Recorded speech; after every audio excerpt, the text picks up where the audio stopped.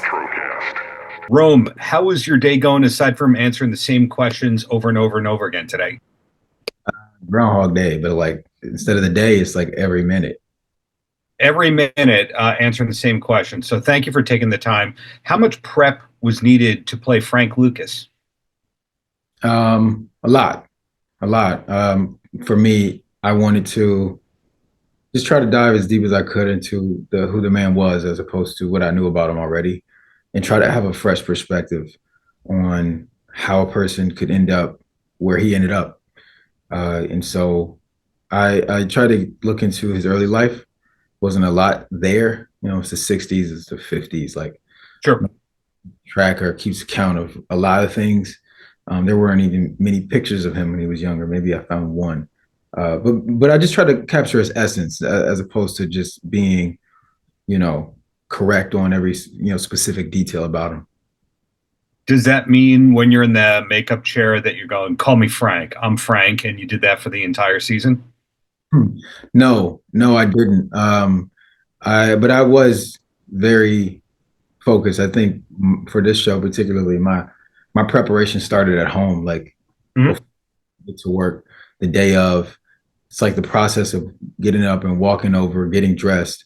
I'm already fully in my Frank bag, and pretty much staying in that character throughout filming and throughout the day, throughout all of the hours, and then going home trying to maintain a level of my own individuality, and then sort of trying to do the same thing the next day.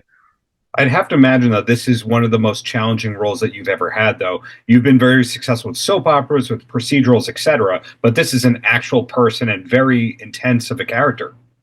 Yes. But I will say, those other roles sort of prepared me to do this in a way.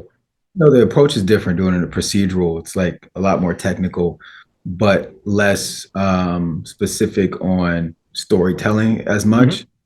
But other shows I've done where, How to Get Away or Raising Dion, Grey's Anatomy, like these are very rich shows in depth and character development too.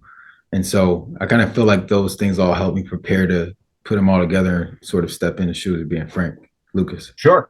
And beyond the film and television space, you've had success on social media, but also as a singer. Is there anything coming up for you on the musical end, or is that on the back burner because of successful shows like this? It's just a balance, honestly. Like I am doing both. So I do have music coming out next month.